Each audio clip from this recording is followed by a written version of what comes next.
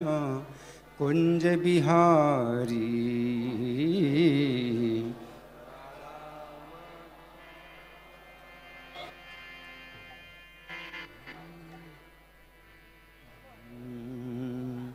जय राधा माधव जय कुंज बिहारी। राधा जय हो।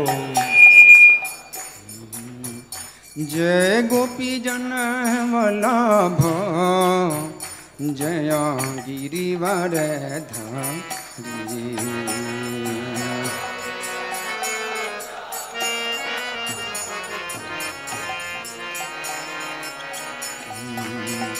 जय गोपी जन वल्लभ जय गिरिवर धारी।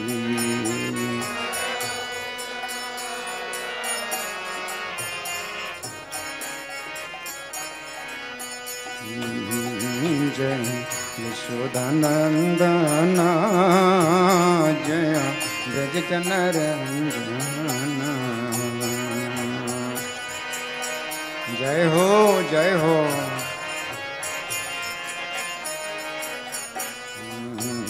जय यशोदानंदन जय ब्रज जन रंजन।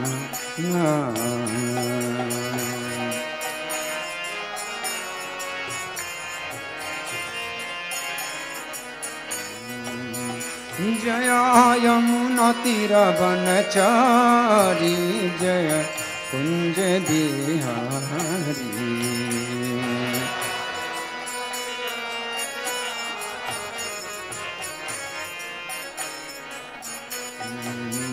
जय यमुना तीर वनचारी जय कुंज बिहारी।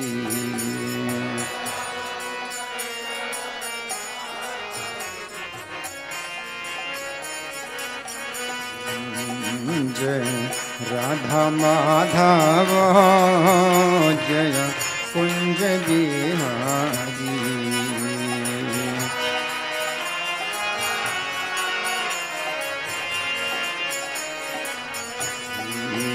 जय राधा माधव जय कुंज बिहारी।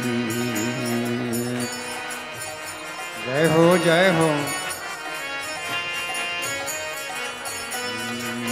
निताई गौर हरि बोल हरि बोल हरि बोल हरि बोल।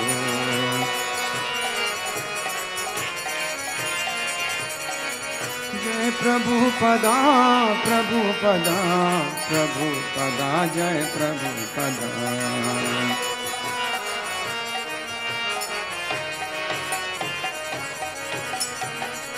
जय ओम विष्णुपाद परमहंस परिव्राजकाचार्य अष्टोत्तर श्री श्रीमधेश डिवाइन ग्रेस अभय चरणारविंद भक्ति वेदांत स्वामी श्रील प्रभुपाद की जय। नित्य लीला प्रविष्ट ISKCON founder acharya saviour of the whole world Jagat Guru Srila Prabhupada की जय। नामाचार्य हरिदास ठाकुर की जय।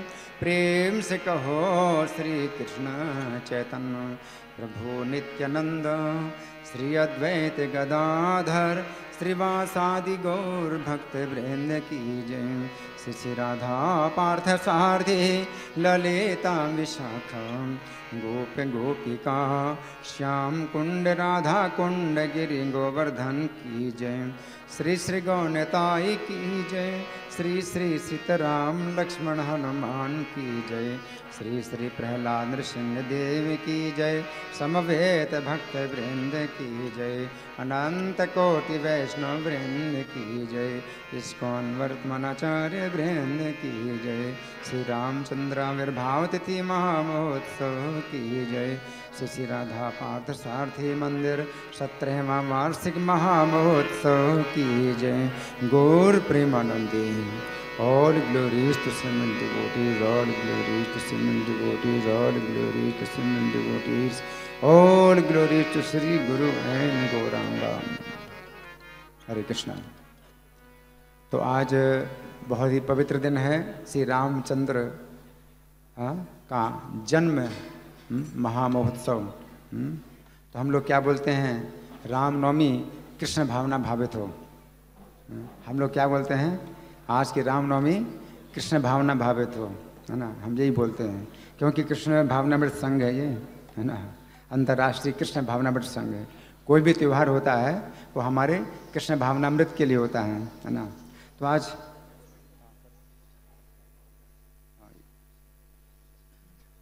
इनको एक माइक दे देना, ये वाला माइक दे देना। अच्छा वो करें, माइक है, माइक चाहिए।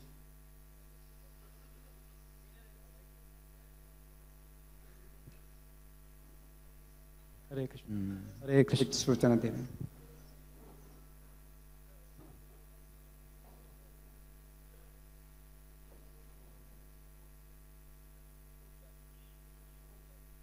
हरे कृष्ण। तो प्रभु जी ये बहुत सुंदर किताब है। जैसे आप जानते हैं श्री भगवान ने कहा कि सीरीज में चल रहा है, लगभग सभी श्लोकों के ऊपर प्रभु जी का लेक्चर ही कह लीजिए फॉर्म में है।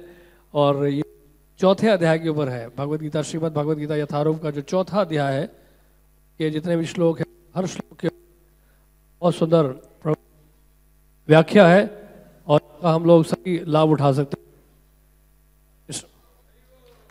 हरे कृष्ण। तो ये बुक शॉप में भी अवेलेबल होगा, तो आप वहां से भी ले सकते हैं। हरे कृष्ण। हरे हरे कृष्णा। एक अनाउंसमेंट और है कि इसका एक अलग से स्टॉल हम नीचे लगा रहे हैं, तो जिनको ये लेना है पुस्तक तो ये खरीद सकते हैं। ये सिर्फ 70 रुपीज़ में अवेलेबल है, तो आज सब आप लेके जाइए एक एक पुस्तक। और इसके जो बाकी वॉल्यूम्स हैं वो भी उस स्टॉल पे अलग से अवेलेबल होंगे। वो स्टॉल हम नीचे लगाएंगे, नीचे की तरफ, जहाँ पे गोविंद दास के पास। हरे कृष्ण। कमरे में भी मिल जाएगी, और प्रभु जी के कमरे में भी ये बुक प्राप्त कर सकते हैं आप।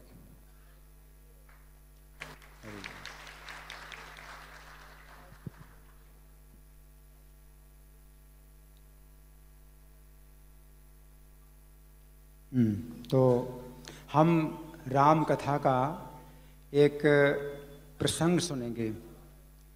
ये प्रसंग उस समय का है जब सीता का हरण हो गया है और रावण ने सभा बुलाई। श्री राम ने बाली का वध कर दिया है और सुग्रीव के साथ मित्रता स्थापित कर ली है। और हनुमान जी लंका में आकर के सीता जी का पता लगा करके चले गए हैं, लंका को जला करके चले गए हैं। और अब सुग्रीव के साथ में श्री राम ने अब जो है निर्णय कर लिया है कि लंका जाना है। तो समुद्र के किनारे आ गए हैं। श्री राम जो है समुद्र के इस पार आ गए हैं। अभी पुल तैयार नहीं हुआ, अभी पुल तैयार नहीं हुआ है, लेकिन वानर की पूरी सेना के साथ राम जो है समुद्र के इस पार हैं, यानी भारतवर्ष के समुद्र में है। और लंका कैसे जाएंगे, अभी तो वो उपाय अभी कोई निकला नहीं है, कोई उपाय नहीं बना है कि समुद्र कैसे पार करेंगे। लेकिन वानरों की सेना जो है राम के साथ समुद्र के तट पर आ गई है। तो रावण जो है सब राक्षसों की सभा में विचार कर रहा है, सब राक्षसों को बुलाया है और सबकी सम्मति जानना चाहता है कि इस समय हमें क्या करना चाहिए। तो जितने राक्षस हैं वे सब जो है रावण के पक्ष में ही सम्मति देते हैं कि कोई डरने की बात नहीं है, राम और लक्ष्मण मनुष्य हैं, उनके साथ बानर हैं, हमें कोई डर नहीं है। लेकिन विभीषण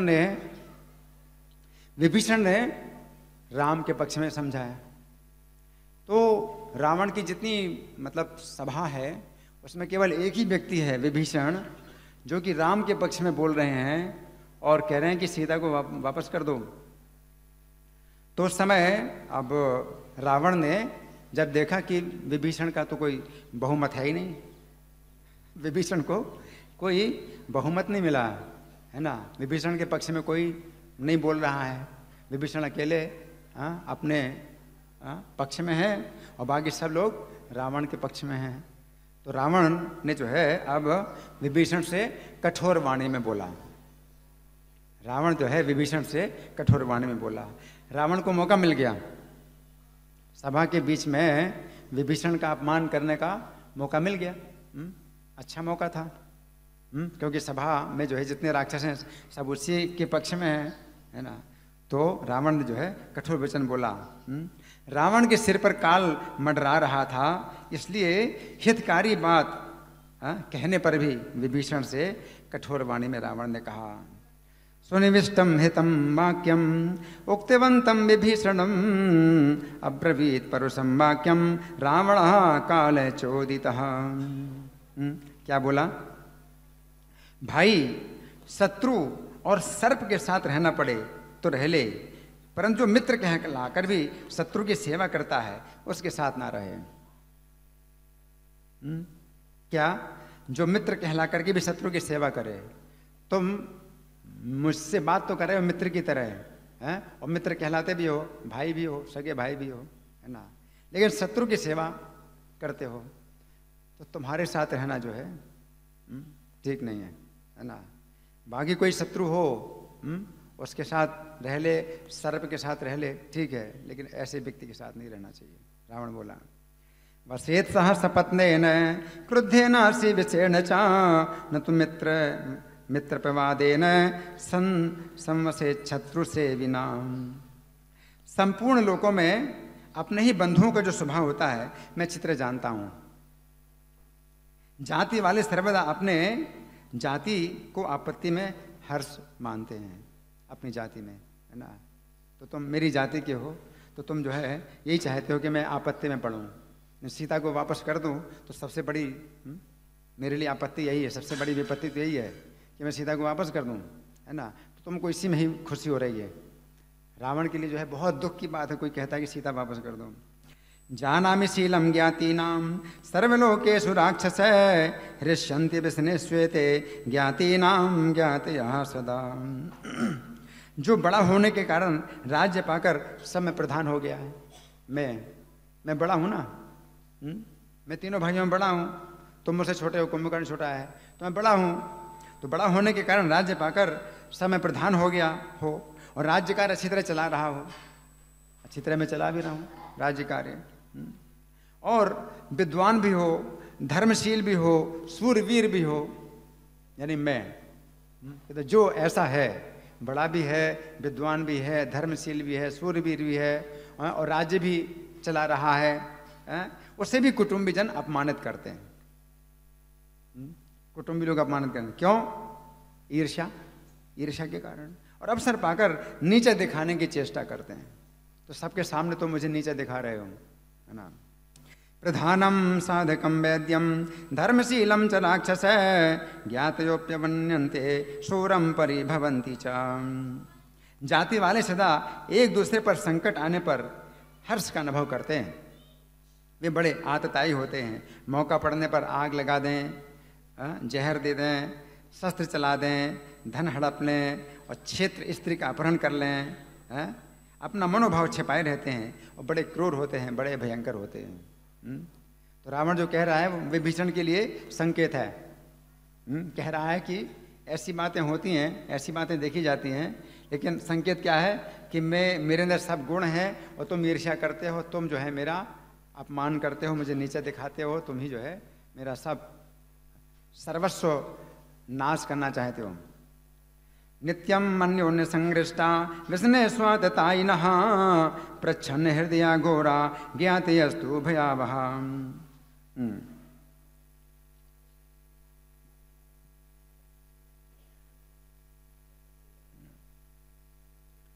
हमें अग्नि से भय नहीं है, दूसरे शस्त्रों से भय नहीं है। हमारे लिए तो अपने स्वार्थी भाई ही भयानक खतरे की वस्तु हैं। ये हमारे नाश का उपाय बता देंगे, इसमें संशय नहीं है। अतः संपूर्ण भयों में सबसे बड़ा भय अपने भाई से प्राप्त होने वाला है। यही सबसे कष्टदायक अपने भाई से जो मिलता है। अतः आज जो सारा संसार मेरा सम्मान करता है और मैं जो ऐश्वर्यवान हूँ, कुलीन हूँ, शत्रुओं के सिर पर स्थित हूँ, वो तुम्हें अच्छा नहीं लगता है। रावण कह रहा है तथो नेष्टमिदं सौम्य यद हम लोक सत्कृतः ऐश्वर्यम अभिजातश्च रिपूणाम मूर्धने च स्थितः। जैसे कमल के पत्ते पर पानी की बूंद टिकती नहीं है, कमल के पत्ते पर पानी की बूंद टिकती नहीं है, उसी प्रकार से ईर्ष्यालु के हृदय में सौहार्द टिकता नहीं है, सद्भावना टिकती नहीं है। तो तुम ऐसे ईर्ष्यालु हो, तुम सद्भावना तो दिखाते हो लेकिन वो सद्भावना ऐसी है कमल के पत्ते में जैसे पानी की बूंद है। यथा पुष्कर पत्रेषु पतितास्तु ये बिंदवः न श्लेषम अभिगच्छन्ति तथा नार्येषु सौहृदम।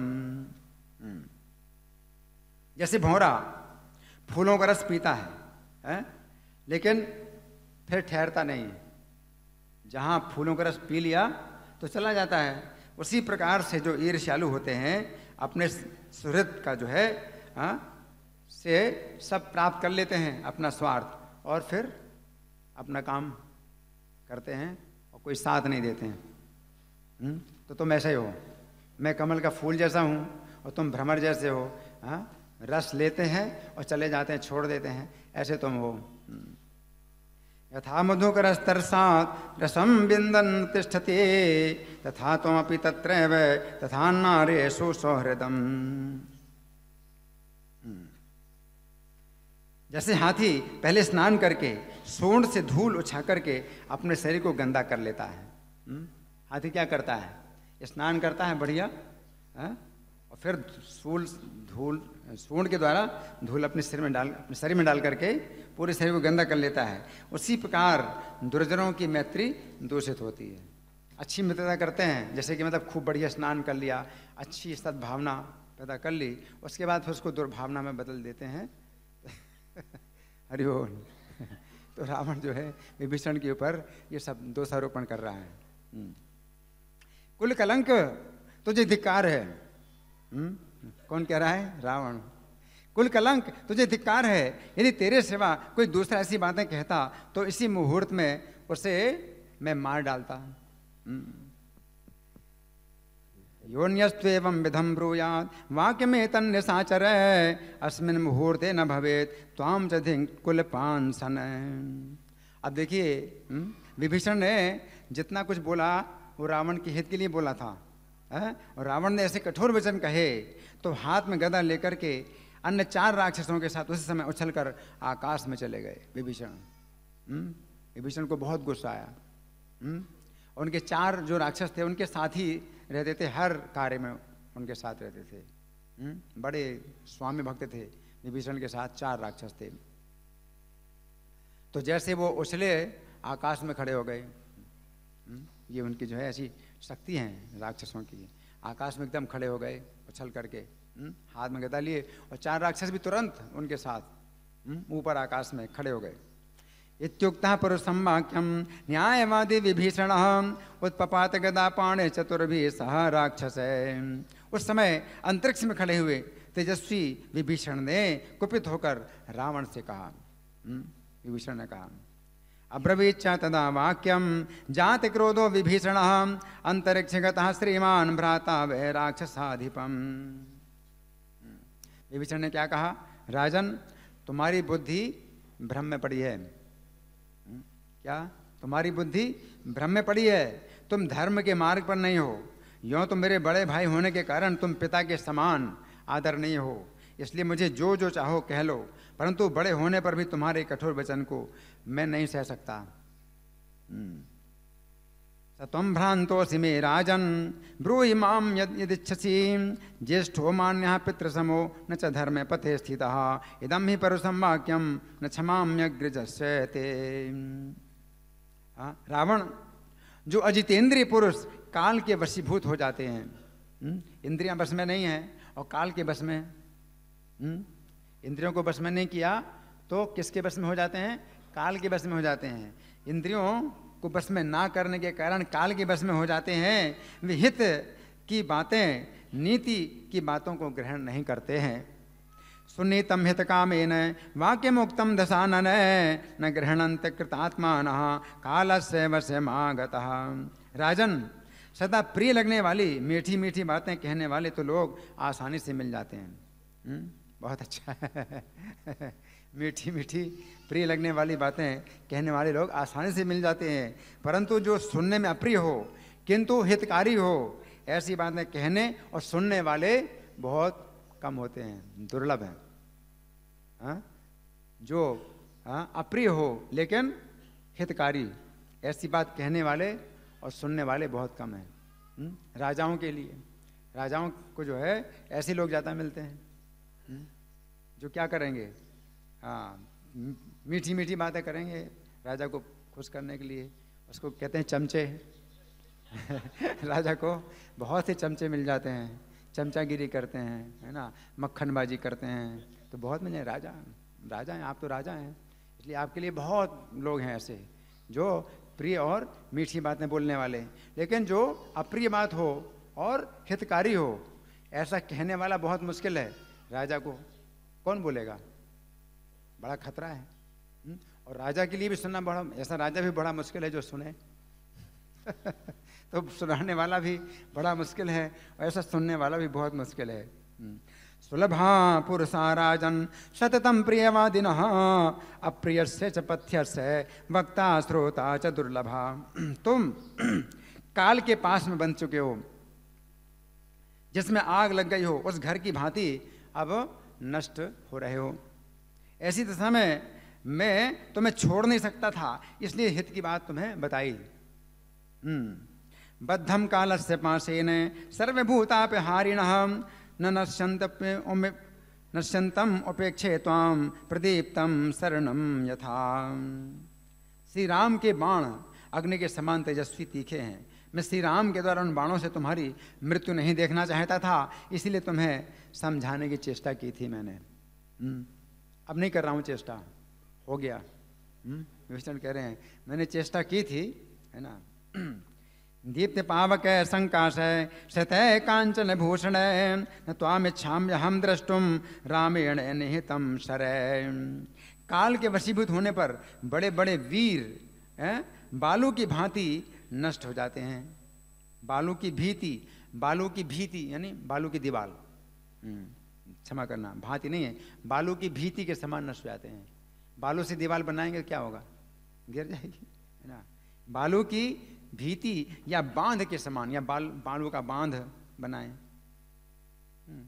नष्ट हो जाएगा, है ना। तो काल के वशीभूत होने पर बड़े बड़े वीर भी बालू की दीवार या बालू के बांध के समान नष्ट हो जाते हैं। सूराश्च बलवंतश्च कृतास्त्राश्च नरा रणे कालाभिपन्ना सेदन्ति यथा वालुक सेतवः।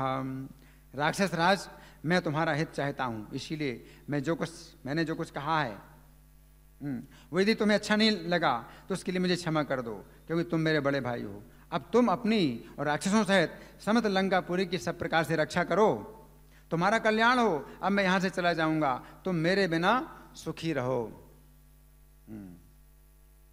ऐसा बोल करके गए, ऐसा नहीं है कि बस भगा दिया और बेचारे चुपचाप चले गए, ऐसा नहीं है। अच्छी तरह से डांट डपट करके गए विभीषण। तन्मर्ष्यतु यच्चोक्तम गुरुत्वान्हितमिच्छता आत्मानं सर्वथा रक्ष पुरीं चेमां स राक्षसां स्वस्तितेस्तु गमिष्यामि सुखी भव मया बिना। राक्षस राज, मैं तुम्हारा हितैषी हूँ, इसीलिए मैंने तुम्हें बार बार अनुचित मार्ग पर चलने से रोका है, किंतु तुम्हें मेरी बात अच्छी नहीं लगती है। वास्तव में जिन लोगों की आयु समाप्त हो जाती है वे जीवन के अंत काल में अपने सुहृदों की हितकारी बात भी नहीं मानते हैं। निवार्यमाणस्य मया हितैषिणा न रोचते ते वचनं निशाचर परान्त काले हि गतायुषो नरा हितं न गृह्णन्ते सुरन्भिरीडितम्। रावण से ऐसे कठोर वचन कहकर विभीषण दो ही घड़ी में उस स्थान पर आ गए जहाँ लक्ष्मण से श्री राम विराजमान थे। दो घड़ी कितना होता है? एक घड़ी 24 मिनट, 2 घड़ी 48 मिनट। 48 मिनट में वो 100 योजन का समुद्र पार कर लिया आकाश मार्ग से। अपनी इच्छा के अनुसार चलते हैं, कोई ज्ञान नहीं है, हैं? 48 मिनट में 100 दिन का मतलब 1200 किलोमीटर, 48 मिनट में 1200 किलोमीटर का जो समुद्र है आकाश मार्ग से ही उन्होंने पार कर लिया और वहां पहुंच गए विभीषण। इत्युक्त्वा परुषं वाक्यं रावणं रावणानुजः आजगाम मुहूर्तेन यत्र रामः स लक्ष्मणः। विभीषण का शरीर सुमेरु पर्वत के शिखर के समान ऊंचा था, आकाश में चमकती हुई बिजली के समान जान पड़ते थे। पृथ्वी पर खड़े हुए बानर यूथपतियों ने उन्हें आकाश में स्थित देखा। सब बानर जो है नीचे जमीन में है, आकाश में देखा। तम मेरु शिखराकारम दीप्तामेव सतहृदाम गगनस्थम महिस्थास्ते ददृशुर्वानराधिपाम। उनके साथ उनके 4 अनुचर थे। अनुचर साथ साथ जो चलने वाले हैं, साथ वो भी साथ साथ चल रहे हैं, है ना। वे भी बड़ा भयंकर पराक्रम प्रकट करने वाले थे। उन्होंने भी कवच धारण करके अस्त्र शस्त्र लिए थे और सब के सब उत्तम आभूषणों से विभूषित थे। ते चाप्यनुचरास्तस्य चत्वारो भीम विक्रमा तेपि वर्मायुधोपेता भूषणोत्तम भूषिता। वीर विभीषण मेघ और पर्वत के समान जान पड़ते थे, इंद्र के समान तेजस्वी थे और दिव्य आभूषणों से अलंकृत थे। सच मेघाचल प्रख्यो वज्रायुध समय प्रभा वरायुध धरो वीरो दिव्याभरण भूषिता। उन चारों राक्षसों के साथ 5वें विभीषण को देखकर बुद्धिमान वानर राज सुग्रीव ने वानरों के साथ विचार किया। किसने विचार किया? सुग्रीव वानरों के साथ विचार किया। तमात्म पंचमं दृष्ट्वा सुग्रीवो वानराधिपः वानरः सा दुर्धर्ष चिंतयामास बुद्धिमान। थोड़ी देर तक सोचकर उन्होंने हनुमान आदि सब वानरों से ये बात कही। चिंत्यत्वा मुहूर्तं तु वानरांस्तानुवाचः हनुमत् प्रमुखान् सर्वान् इदं वचनम् अब्रवीत् उत्तमम्। इसमें लिखा मुहूर्त, एक मुहूर्त तक चिंतन किया। एक मुहूर्त तक सुग्रीव ने चिंतन किया। एक मुहूर्त मतलब 48 मिनट। 48 मिनट तक सुग्रीव ने विचार किया कि वो आ रहे हैं, कौन आ रहे हैं, कौन हो सकता है, कैसा व्यक्ति हो सकता है ना। तब जो है हनुमान आदि वानरों से कहा, देखो सब प्रकार के अस्त्र शस्त्रों से संपन्न ये राक्षस दूसरे राक्षसों के साथ आ रहा है, इसमें संदेह ही नहीं, ये हमें मारने के लिए ही आता है। अस्त्र शस्त्र सब लिए, है ना। एष सर्वायुधोपेत चतुर्भिः सा राक्षस राक्षसो भेति पश्यध्वम अस्मान् हन्तुम न संशयः। सुग्रीव की यह बात सुनकर वे सभी वानर साल वृक्ष और पर्वत की शिलाएं उठा करके बोले, उठा लिए तुरंत। वानर, हमें आज्ञा दीजिए, अभी हम धराशायी करें इनको। वानर बोले, राजन आप शीघ्र ही हमें इन दुरात्माओं के वध की आज्ञा दीजिए, जिससे ये मंदमती निशाचर मरकर ही इस पृथ्वी पर गिरें। शीघ्रं व्याधिसनो राजन वधाय साम दुरात्मनाम निपतंती हतायावन धरण्याम अल्पचेतनाम। आपस में इस प्रकार बात कर ही रहे थे कि विभीषण समुद्र के उत्तर तट पर आकर आकाश में ही खड़े हो गए। विभीषण नीचे नहीं आए, समुद्र के उत्तर तट, तो उत्तर तट है ना, क्योंकि लंका दक्षिण में है, तो इस तरफ आए, तो यहाँ पर तट पर आकर के आकाश में खड़े हो गए। तेषां संभाषण माणानाम अन्योन्यम सा विभीषणः उत्तरम तीरमासाद्य खस्त एव व्यतिष्ठत। महाबुद्धिमान महापुरुष विभीषण ने आकाश में ही स्थित रहकर सुग्रीव और वानरों की ओर देखते हुए ऊंचे स्वर में कहा, है ना, ये बहुत जरूरी है, बात करना बहुत जरूरी है कि मेरा इरादा युद्ध करने का नहीं है, मेरा इरादा तो कुछ दूसरा है ना। तो ऊंचे स्वर में कहा, साउवाच महाप्राज्ञः सुरेण महता महान सुग्रीवं तांच संप्रेक्ष खस्त एव विभीषणः। अब क्या कहा? सबसे पहले रावण की निंदा करना जरूरी है, जिससे कि पता चले कि मैं आपके पक्ष का हूं। तो उन्होंने क्या कहा? रावण नाम का जो दुराचारी राक्षस निशाचरों का राजा है, उसी का मैं छोटा भाई हूं, मेरा नाम विभीषण है। अपना परिचय दिया। तो पहले रावण का परिचय दिया निंदा करके, है ना। हाँ, कि मतलब क्या है, अगर मैं निंदा कर रहा हूँ तो इसका मतलब है कि मैं उसके रास्ते में नहीं चल रहा हूँ, है ना, मैं उसके पक्ष में नहीं हूँ।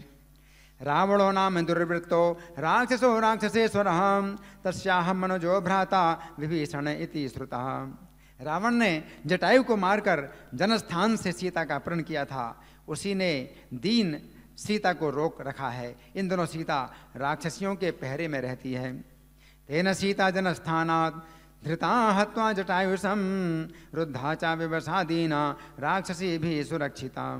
मैंने भांति भांति के वचनों द्वारा उसे बारंबार समझाया कि तुम श्री राम की सेवा में सीता को सादर लौटा दो, इसी में भलाई है।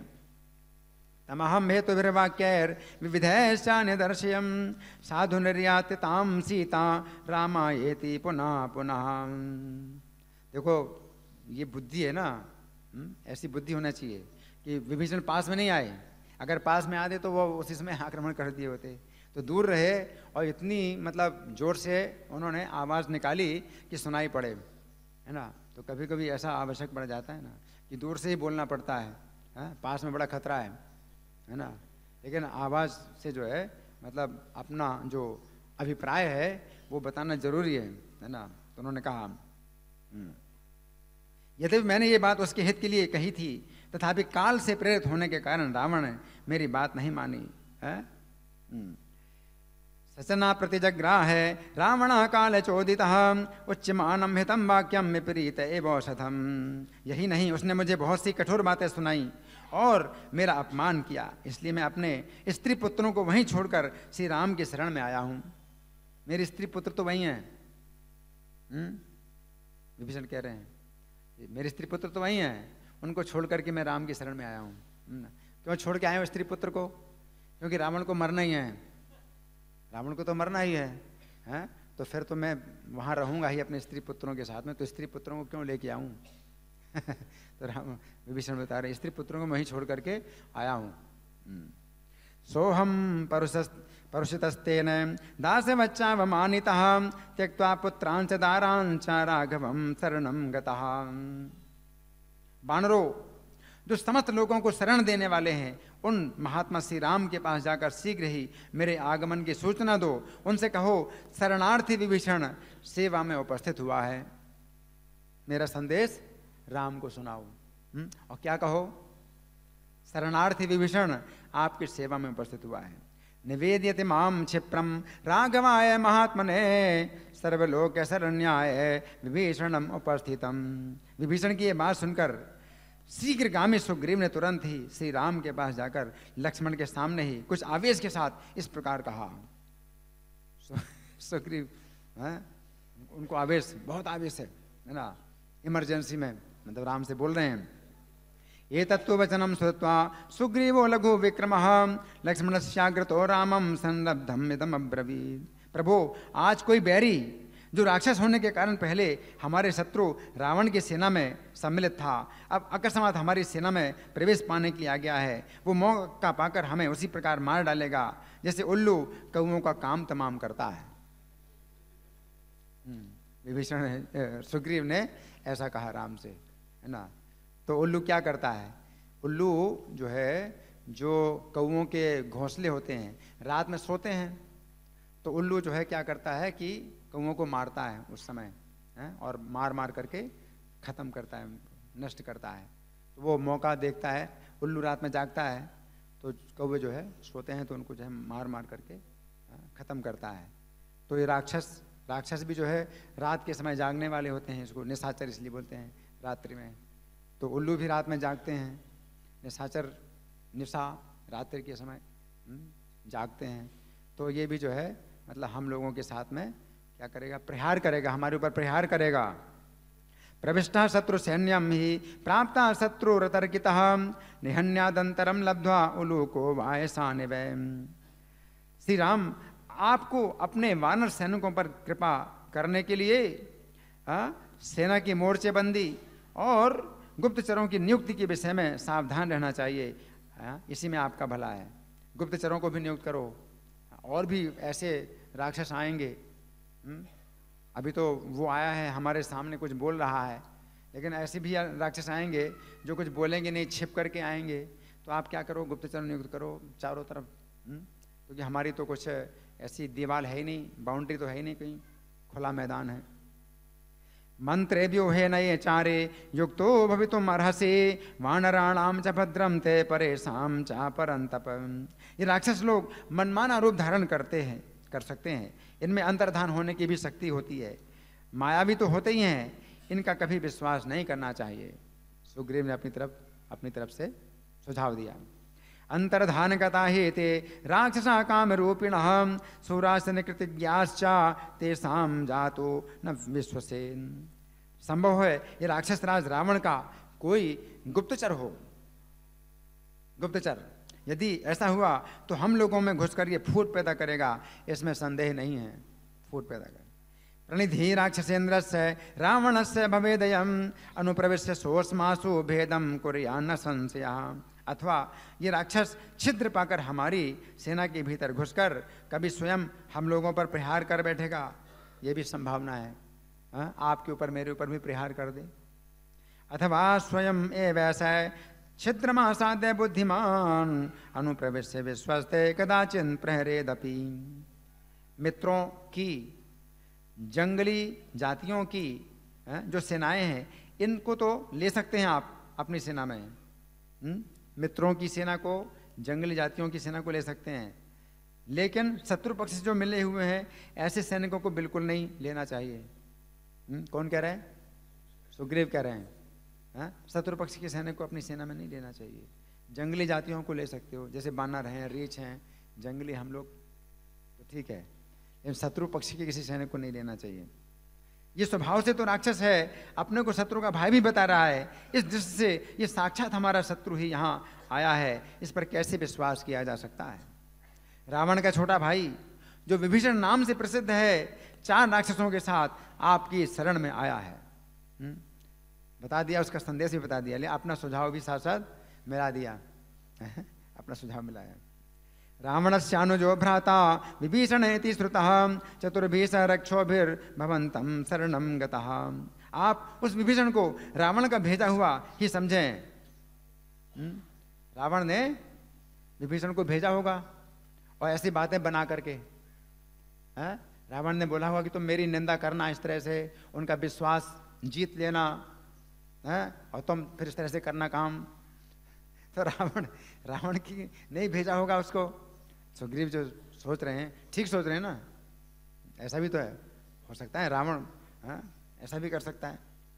अतः मैं तो उसको कैद कर लेना ही उचित समझता हूं कि उसको बंदी बना लो। रावणेन प्रणीतम ही तमवेहि विभीषणम तस्याहम निग्रहम मन्ये क्षमं क्षमवतां वरे। श्री राम, मुझे ऐसा लगता है ये राक्षस रावण के कहने से यहाँ आया है, इसकी बुद्धि में कुटिलता भरी है, ये माया से छिपा रहेगा, और जब आप इस पर पूरा विश्वास करके इसकी ओर से निश्चिंत हो जाएंगे तो आप पर ही चोट करेगा, इस उद्देश्य से यहाँ आया है। राक्षसो जिहमया बुद्धिया संदिष्टोयम इहागतः प्रहर्तुम माया छन्नो विश्वस्ते त्वयि चानघ। ये महाक्रूर रावण का भाई है। अगर रावण क्रूर है, महाक्रूर है, तो ये भी तो होगा, अगर उतना नहीं तो क्रूर तो फिर भी होगा। इसलिए कठोर दंड देकर इसे मंत्रियों से मार डालना चाहिए। और सुग्रीव का कहना है इसके 4 मंत्रियों, ये क्या करो, खत्म कर दो। बद्धता में से तीव्रेण दंडेन सचिवैसः रावणस्य नृशंसस्य भ्राता ये स विभीषण। सेनापति सुग्रीव श्री राम से ऐसी बातें कहकर चुप हो गए। चुप हो गए क्यों? क्योंकि राम की बात सुनना चाहते हैं, क्योंकि राम जो बोलते हैं उनको पता है कि राम का जो प्रवचन है वो बहुत ऊंचे धरातल का है, तो सुनने के लिए सुग्रीव क्या हो गए, चुप हो गए। एवं मुक्त्वा तु तम रामम सन्नब्धो वायनीपतिः वाक्यज्ञो वाक्य कुशलम ततो मौनम उपागमन। सुग्रीव का ये वचन सुनकर श्री राम अपने निकट बैठे हुए हनुमान आदि वानरों से इस प्रकार बोले। अभी राम जो है अपनी ओर से कुछ नहीं बोल रहे हैं, है ना, बल्कि सबको बोलने का मौका दे रहे हैं, है ना। ये राम का गुण है ना। वो डिक्टेटरशिप नहीं है राम की, है कि जो मैं कहता हूँ वही करना, बस चुप, कोई नहीं बोलेगा, ऐसा नहीं है। सुग्रीव की बात कभी सुना, आदर किया, है ना, लेकिन निर्णय अभी नहीं कर रहे हैं, लेकिन आदर पूर्वक सबकी बात सुन रहे हैं, है ना। और अभी राम जो है हनुमान आदि वानरों से भी बोले, सबको आदर देते हैं राम। सुग्रीवस्य तु तद्वाक्यम श्रुत्वा रामो महाबलः समीपस्थानुवाचेदम हनुमत प्रमुखान कपीन। वानरराज सुग्रीव ने रावण के छोटे भाई विभीषण के विषय में बहुत ही युक्त बातें कही हैं, मतलब बहुत दिमाग लगाया है ना, काफी दिमाग लगाया है। तो राम जो है प्रशंसा कर रहे हैं, सुग्रीव ने युक्त बातें कही हैं, आप लोगों ने सुना भी है। मित्रों की उन्नति चाहने वाले बुद्धिमान पुरुष को संशय उपस्थित होने पर सदा अपनी सम्मति देनी चाहिए। तो सुग्रीव ने जो कुछ बोला है मेरे हित के लिए बोला है, और सम्मति जो है ना ये आदर करने योग्य है। सुग्रीव में जो कुछ भी सम्मति दी है उसका मैं आदर करता हूँ, लेकिन निर्णय नहीं ले रहा हूँ अभी, ना आदर कर। श्रद्धामर्थ कृच्छ्रेषु युक्तम बुद्धिमता सदा समर्थेनोपदं संदेष्टुम शाश्वतीम भूतिमिच्छता। इस प्रकार सलाह पूछे जाने पर श्री राम का प्रिय करने की इच्छा रखने वाले सब वानर आलस छोड़कर उत्साहित होकर अपना अपना मत प्रकट करने लगे आदर पूर्वक। राम जो है सबको मौका दे रहे हैं बोलने का। तो वानरों को फिर तो नहीं, तो वैसे तो राम की जो आज्ञा है वही करना है, लेकिन नहीं, राम कह रहे नहीं, अपना दिमाग लगाओ, अपनी बुद्धि से बताओ क्या करना चाहिए। इत्येवं परिपृष्टास्ते स्वं स्वं मतम मतंद्रिता स्वोपचारम तदा राम मोचो प्रिय चिकीर्षवः। श्री राम तीनों लोगों में ऐसी कोई बात नहीं जो आपको ज्ञात ना हो। वानर सबसे पहले तो ये बोले, आप हमें बोलने का मौका दे रहे हैं तो अपनी बुद्धि के अनुसार हम बोलेंगे, लेकिन सबसे ज़्यादा तो आप ही हैं जानने वाले, कोई ऐसी चीज़ नहीं जो आप नहीं जानते। तथापि हम आपके अपने ही अंग हैं, अतः आप मित्र भाव से हमारा सम्मान बढ़ाते हुए हमसे सलाह पूछते हैं। तो ये सम्मान करने का तरीका है, भगवान जो है उनको कह रहे हैं। अज्ञातम नास्तिते किंचन त्रिषु लोकेषु राघवम आत्मानं पूजयन् राम प्रेक्ष्यस्यास्मान् सुहृत्तयाम। आप सत्यव्रती हैं, सूरवीर हैं, धर्मात्मा हैं, सुदृढ़ पराक्रमी हैं, जांच बूझ कर काम करने वाले हैं, स्मरण शक्ति से संपन्न हैं, मित्रों पर विश्वास करके उन्हीं के हाथों अपने आप को सौंप देने वाले हैं। आपके अंदर ये सब गुण हैं, है ना। तो हम ही सत्यव्रतः सूरो धार्मिको दृढ़ विक्रमः परीक्षकारी स्मृतिमान निसृष्टात्मा सुहृत् सूचा। इसलिए आपके सभी बुद्धिमान सचिव एक एक करके बारी बारी से अपने विचार प्रकट करें। वानरों के ऐसा कहने पर सबसे पहले बुद्धिमान वानर अंगद अपना सुझाव देते हैं। सुग्रीव के बाद अंगद का नंबर है ना, अपना सुझाव देते हैं। इत्युक्त राघवायाथ मतिमान अंगतो ग्रतः विभीषण परीक्षार्थम उवाच वचनम हरि। भगवान विभीषण शत्रु के निकट से आया है, इसलिए उस पर अभी शंका ही करनी चाहिए। अभी ये तो नहीं कहा कि मुझे खत्म कर दो, मार डालो। सुग्रीव ने तो बहुत ही ज़्यादा उल्टा बोल दिया कि मार ही डालो, है ना। तो अंगद ने कहा कि नहीं, लेकिन अभी शंका तो करनी चाहिए, पूरा विश्वास तो नहीं, कुछ सही है, ठीक है ना। ये भी शंका करनी चाहिए, सहसा विश्वास पात्र नहीं बना लेना चाहिए। कुछ विश्वास करो, कुछ शंका चलेगा, ऐसे तो होता है ना भाई। नया परिचय हुआ है तो कुछ विश्वास होता है, लेकिन 90% शंका है, 10% विश्वास। फिर धीरे धीरे परसेंटेज बढ़ता है विश्वास का, और शंका जो है घटती जाती है। फिर 50% विश्वास, 50% शंका रहती है, फिर बाद में 100% विश्वास हो जाता है। तो धीरे धीरे विश्वास करना, इकट्ठा विश्वास नहीं करना, लेकिन हत्या नहीं करना। शत्रु सकाशा संप्राप्ता सर्वथा तर्क एव ही विश्वासनीय सहसा न कर्तव्यो विभीषण। बहुत से षड्ढतापूर्ण विचार रखने वाले लोग अपने मनोभाव को छिपाकर विचरते रहते हैं और मौका पाते ही प्रहार करते हैं। इससे बड़ा अनर्थ होता है, इसलिए बहुत सावधान रहना है, विभीषण से सावधान रहना। छादयत्वात्म भावम ही सरन्ति षड्बुद्धयः प्रहरन्ति चरन्द्रेषु सोऽनर्थासु महान् भवेन्। अतः गुण दोष का विचार करके पहले निश्चय कर लेना चाहिए कि व्यक्ति से कितना फायदा होगा और कितना नुकसान होगा। यदि गुण हो, फायदा हो तो स्वीकार करे, अगर नुकसान हो तो त्याग दे। तो अब विचार करना है कि विभीषण को लेना है या त्यागना है, लेकिन खत्म तो नहीं करो। मना कर सकते हो कि भाई हमारे पास जगह नहीं है तुम्हारे लिए, है ना। तो ये विचार करना है कि रखना है तो रखो, लेकिन पूरा विश्वास ना करो। और या फिर रखो ही नहीं तो मना कर दो कि भाई आप जाओ जहाँ जाना है, यहाँ हमारे पास जगह नहीं है आपके लिए। अंगद कह रहे हैं अर्थानर्थो विनिश्चित्य व्यवसायम भजेतः गुणतः संग्रहम कुर्यात् दोषतस्तु विसर्जयेत्। महाराज, यदि उसमें महान दोष हो तो उसका त्याग कर देना ही उचित है। अगर रखने में बहुत नुकसान हो रहा है तो त्याग ही कर देना चाहिए, है ना। और अगर फायदा हो, उसके बहुत गुणों का पता चले तो फिर उसको अपनाना भी चाहिए। तो ये विचार करने वाली बात है। यदि दोषो महान तस्मिन् त्यज्यताम अविशंकितम गुणान वापि बहून ज्ञात्वा संग्रह क्रियताम नृप। तब सरभ नाम के वानर ने सोच विचार करके कहा, तीसरा सुझाव किसका है? सरभ। हे राजन, इस विभीषण के ऊपर शीघ्र ही कोई गुप्तचर नियुक्त कर दिया जाए, कोई जासूस इसके साथ लगा दिया जाए, विभीषण के साथ। सर्वस्तथ निश्चित्य सार्थम वचनम अब्रवीत क्षिप्रमस्मिन् नरव्याघ्र चारा प्रति विधीयताम। और वो गुप्तचर जो है बड़ी सूक्ष्म बुद्धि वाला होना चाहिए, जो कि मनोभाव को अच्छी तरह से ताड़े, समझे, चेष्टाओं को समझे और यथावत उसकी परीक्षा करे गुप्तचर। इसके बाद उसको फिर ले सकते हैं, विभीषण को ले सकते हैं, लेकिन पहले गुप्तचर को नियुक्त करके परीक्षा करा लो उसकी। प्रणिधा ही चारेण यथावन सूक्ष्म बुद्धिना परीक्षिता ततः कार्यो यथा न्यायम परिग्रह। इसके बाद जाम्बवान, कितने नंबर में? चौथे नंबर में जाम्बवान ने शास्त्र की बुद्धि से विचार करके ये बात कही। जाम्बवान तथा संप्रेक्ष शास्त्र बुद्धिया विचक्षण वाक्यम विज्ञापयामास गुणवंदोष वर्जितम।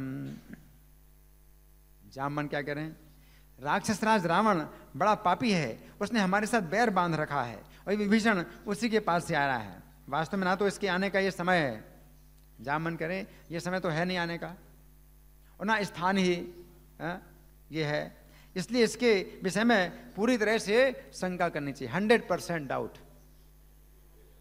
1% भी विश्वास नहीं करना चाहिए, जाम्बवान का कहना है। बद्धवैरांचा पापाचा राक्षसेन्द्राद विभीषण अदेश काले संप्राप्ता सर्वथा शक्यतामयम्। तब मैंद नाम के वानर ने कितने नंबर में? 5वें नंबर। मैंद ने सोच विचार कर कहा, ततो मैंदस्तु संप्रेक्ष नयापनय कोविदः वाक्यम वचन संपन्नो बभासे हेतुमत्तरम। मैंद ने कहा, महाराज ये विभीषण रावण का छोटा भाई ही तो है, इसलिए इससे मधुर व्यवहार के साथ धीरे धीरे सब बातें पूछ लेनी चाहिए। सब भेद जान लो मधुर व्यवहार, क्योंकि जानता है सबको जानता है।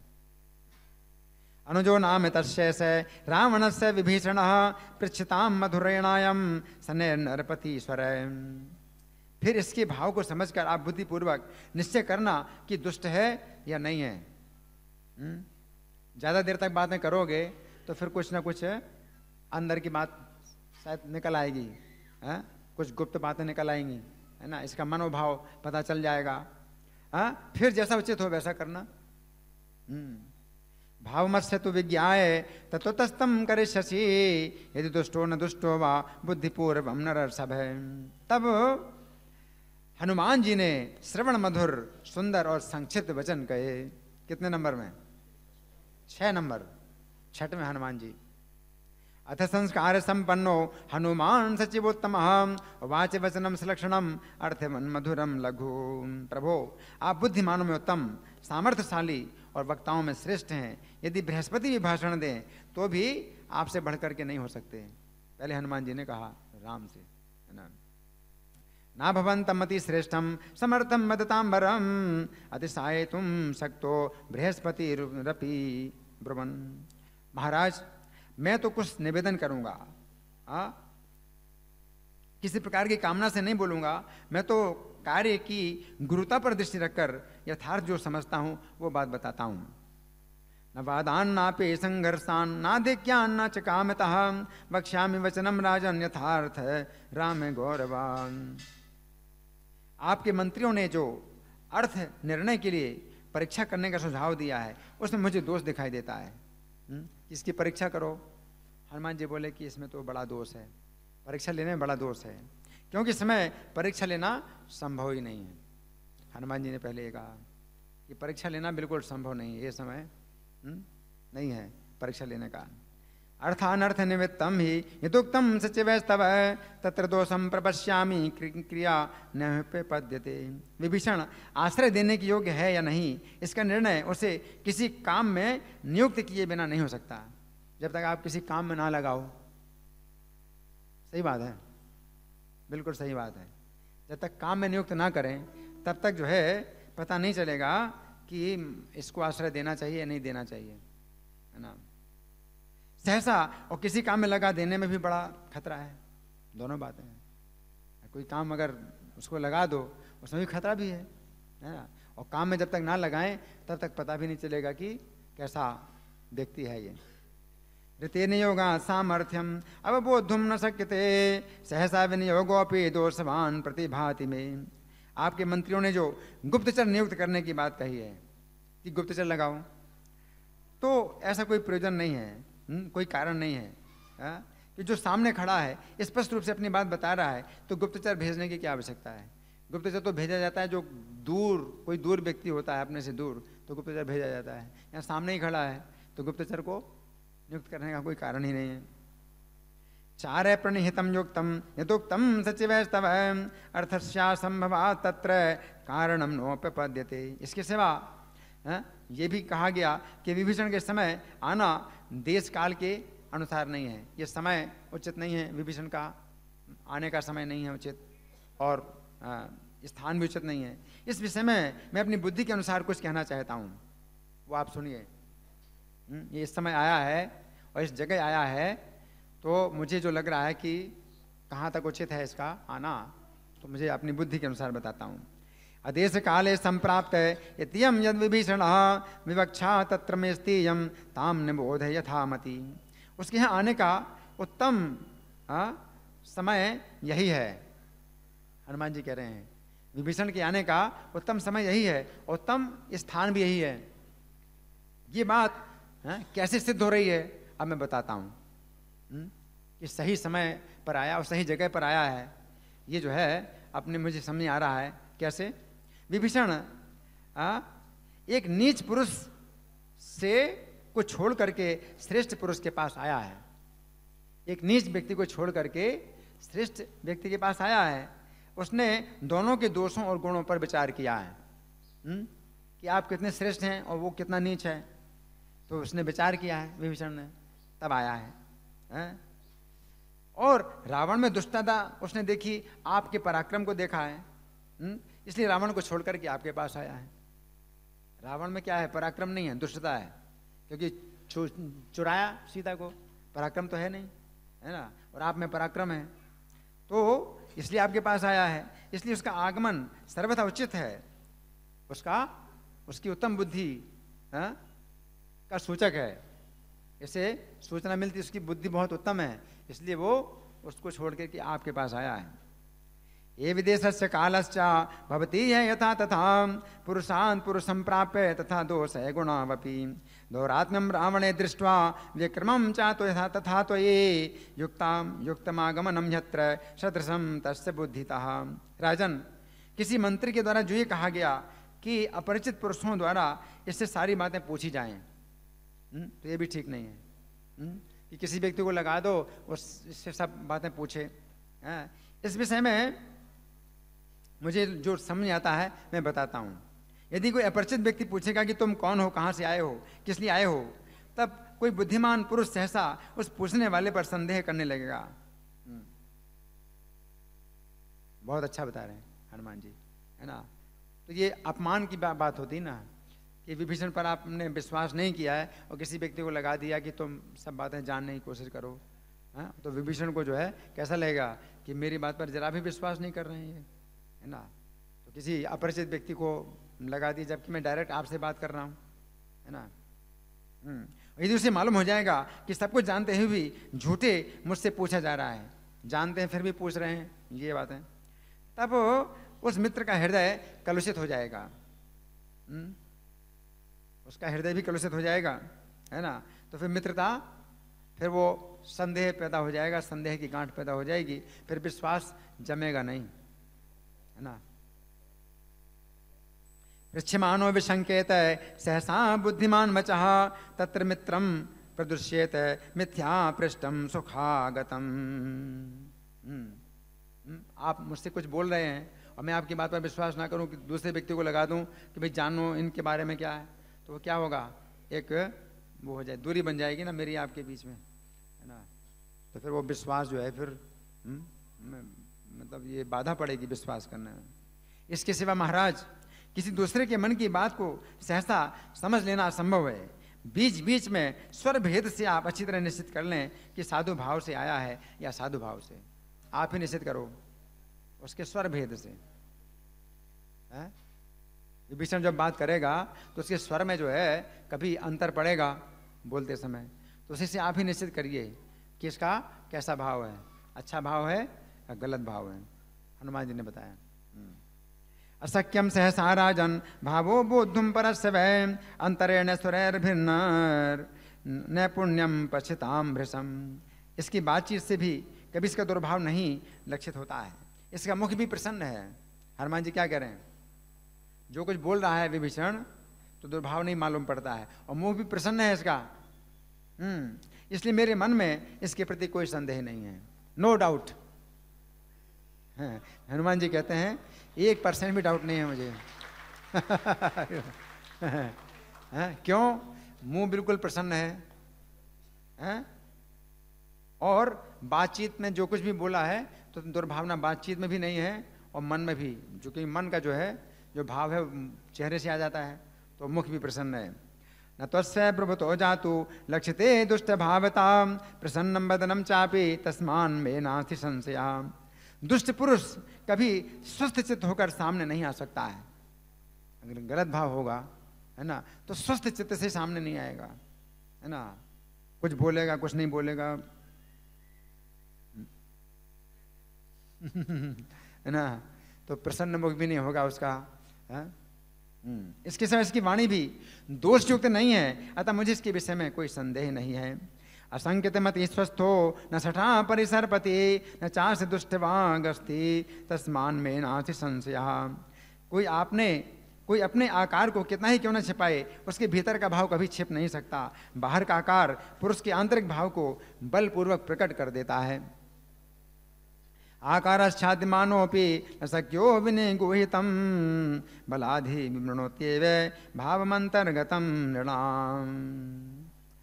तो ये सब जासूसों को ये सब बातें बताई जाती हैं कि उससे बात करने से ही पता चलता है ये व्यक्ति अपराधी है या नहीं है, तो वो लोग जो है जांच कर लेते हैं। तो हनुमान जी ये सब विद्या के ज्ञाता हैं, ये सब, है ना, कि मन के भाव को जो है चेहरा देख करके उसकी बात को सुन करके मन के भाव को जान लेते हैं, है ना।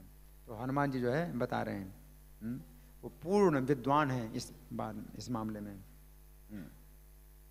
विभीषण का यहाँ आगमन देश काल के अनुरूप ही है। ऐसा कार्य यदि योग्य पुरुष के द्वारा हो तो अपने आप को शीघ्र सफल बनाता है।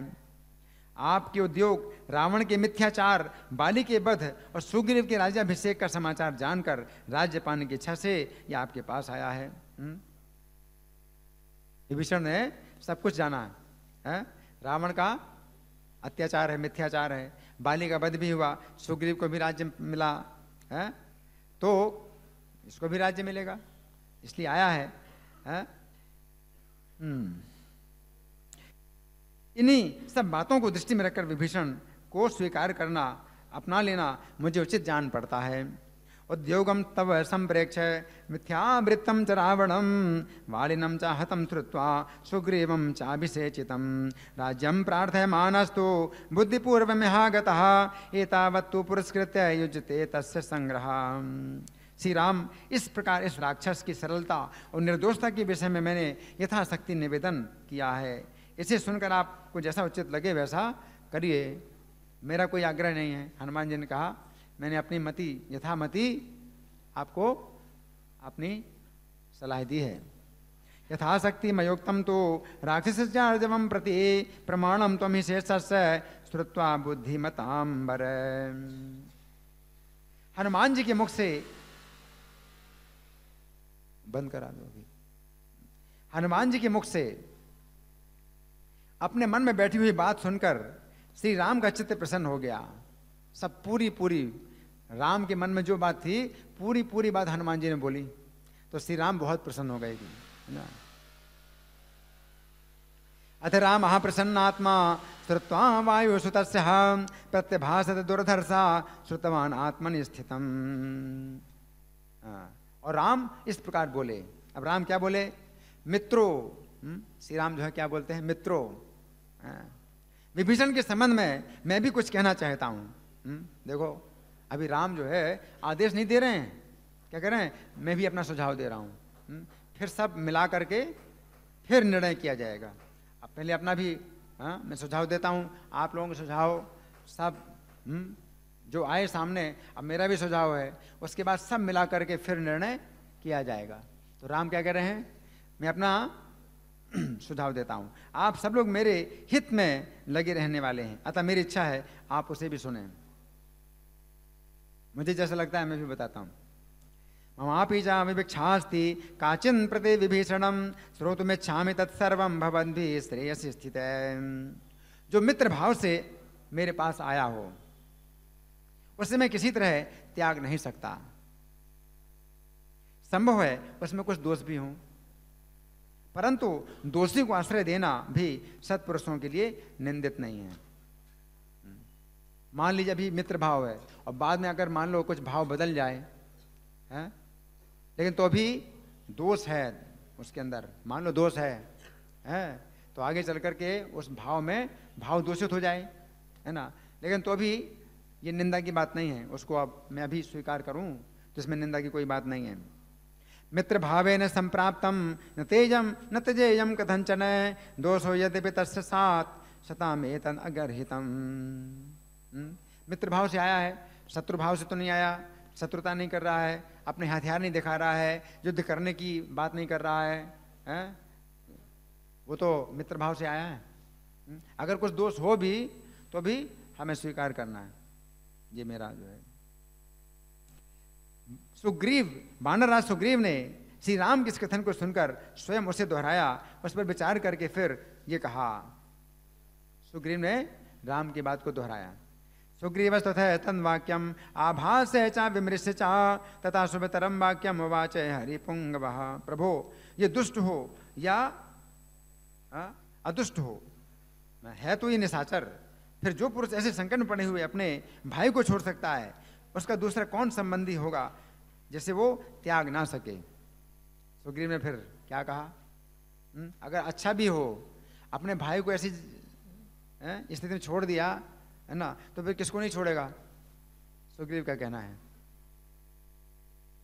सदुष्टो वाप्यदुष्टो वा किमेष रजनी चरः ईदृशं व्यसनं प्राप्तं भ्रातरं यहाँ परित्यजेत् को नाम सा भवेत् तस्य यमेष न परित्यजेत्। वानरराज सुग्रीव की ये बात सुनकर श्री राम सबकी ओर देखकर कुछ मुस्कुराए और पवित्र लक्षण वाले लक्ष्मण से इस प्रकार बोले। सुग्रीव की बात सुनकर के राम गुस्सा नहीं हो रहे हैं बल्कि मुस्कुरा रहे हैं, लक्ष्मण से बोले सुमित्रा नंदन, इस समय वानरराज ने जैसी बात कही है वैसी कोई भी पुरुष शास्त्रों का अध्ययन और गुरुजनों की सेवा किए बिना नहीं कह सकता है। मतलब बहुत गहराई से विचार किया है सुग्रीव ने। राम जो है कितना आदर करते हैं सुग्रीव की बात का, कहते हैं गुरुजनों की सेवा की है, शास्त्रों का अध्ययन किया है, तभी सुग्रीव ऐसी बात बोल रहे हैं। ये निर्णय जो लेना है वो तो लेंगे, लेकिन आदर तो कर रहे हैं, सम्मान कर रहे हैं। अनधीत्य च सहस्त्राणि वृद्धाननुपसेव्यचा न शक्यम ईदृशं वक्तुम यदुवाच हरीश्वरः। परंतु सुग्रीव, तुमने विभीषण में जो भाई के परित्याग रूप दोष बताया है, उस विषय में मुझे एक ऐसी अत्यंत सूक्ष्म फायदा दिखाई दे रहा है। अपने भाई का अगर त्याग किया है तो इसमें एक फायदा मुझे दिखाई पड़ रहा है, जो समस्त राजाओं में देखा गया है। मैं कहना चाहता हूँ, राजाओं के दो प्रकार के क्षेत्र होते हैं। एक तो अपना भाई, अपने जाति का व्यक्ति, एक तो उसका ही क्षेत्र होता है, और दूसरा पड़ोसी देश के राजा, है ना। तो वो मतलब अगर उसके विरुद्ध हो जाएं तो ऐसे में अपनाना चाहिए। श्री राम क्या कह रहे हैं, शत्रु का जो है अगर भाई अगर अपने पास आ जाए तो अपना लेना चाहिए उसको, क्योंकि उसका वो छिद्र है, तो उसका जो है वो छिद्र होता है, उसकी कमजोरी है ना।